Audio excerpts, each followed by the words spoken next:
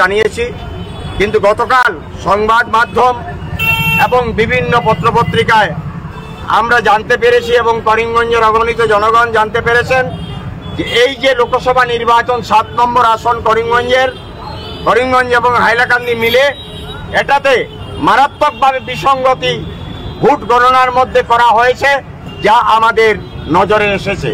ইতিমধ্যে আমরা সাংবাদিক সম্মেলনের মাধ্যমে আমরা আইনের প্রতি আমাদের বিশ্বাস আছে, আমরা গণতন্ত্রপ্রেমী মানুষ, আমরা যারা ভারতীয় জাতীয় কংগ্রেস করি, আমরা বিশ্বাস করি গণতন্ত্রকে, আমরা বিশ্বাস করি সমাজবাদকে, আমরা বিশ্বাস করি ধর্মনিরপেক্ষতায়।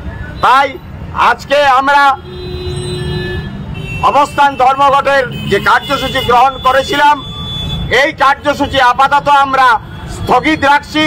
ইতিমধ্যে আমাদের প্রার্থী হাফিজ রশিদ আহমেদ চৌধুরী নিখিল ভারত কংগ্রেস কমিটি, আসাম প্রদেশ কংগ্রেস কমিটি এবং সুপ্রিম কোর্টের সঙ্গে যোগাযোগ করেছেন।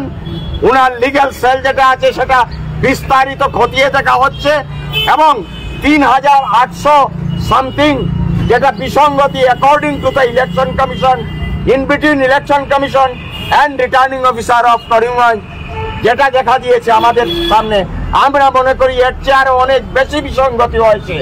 আমরা মনে করি যে এই সিটে কাউন্টিংয়ে আসামের প্রশাসন এবং সরকারকে কাজে লাগিয়ে এই সিট করিমগঞ্জ সিট ছিনিয়ে নেওয়া হয়েছে এবং যদি ছিনিয়ে নেওয়া হয়, আমরা সাংবাদিক সম্মেলনের মাধ্যমে দাবি রেখেছি পুনর্গণনা আমরা চাই না।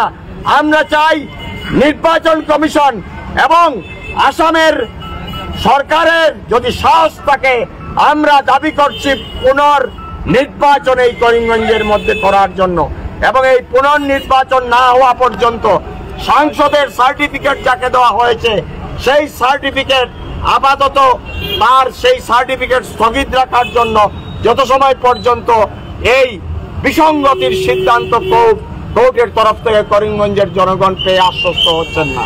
এই কথা বলে আপনাদের সাংবাদিক সবাইকে আমি ধন্যবাদ জানাচ্ছি।